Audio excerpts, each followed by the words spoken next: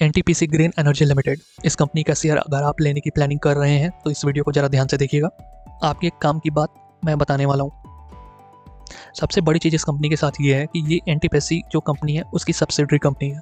दूसरी अच्छी बात यह है कि कंपनी के सेल्स नंबर काफ़ी शानदार है और कंपनी की जो नेट इनकम है उसमें भी काफ़ी अच्छी ग्रोथ देखने को मिली है।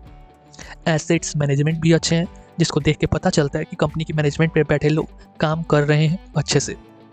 कंपनी खुद के एक्सपेंशन के ऊपर भी काम कर रही है, इसलिए कंपनी की एसेट्स एलोकेशन जो हो रही है वो काफ़ी तेज़ी से हो रही है।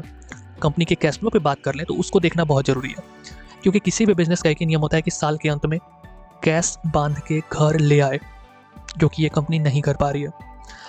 तो देखिए, जो कंपनी खुद के एक्सपेंशन पे काम कर रही होती है उसके पास ऐसे भी रिजर्व कैश की कमी होती है, तो वो चीज़ यहाँ पे एक देखने को मिल रही है। तो इसको आप नोट कर लेंगे कि कंपनी के पास रिजर्व कैश और कैश फ्लो की कमी है चल रही है।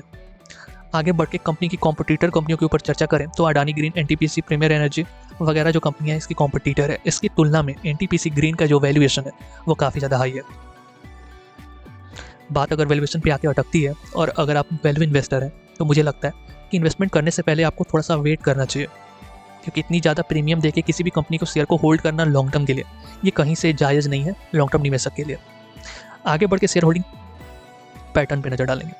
कंपनी के 4% स्टेक रिटेल निवेशक के पास, 1.5% स्टेक फॉरेन इंस्टीट्यूशनल इन्वेस्टर के पास और डोमेस्टिक इंस्टीट्यूशनल इन्वेस्टर के पास लगभग 1.25% है। बाकी म्यूचुअल फंड के पास लगभग 4% स्टेक है इस कंपनी के।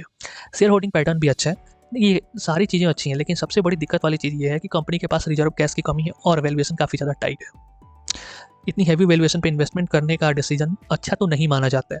बाकी आप निवेशक हैं, आपकी अपनी क्या इन्वेस्टमेंट पॉलिसीज़ हैं वो आप जानते हैं।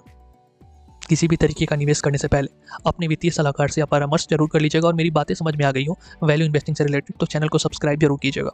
धन्यवाद।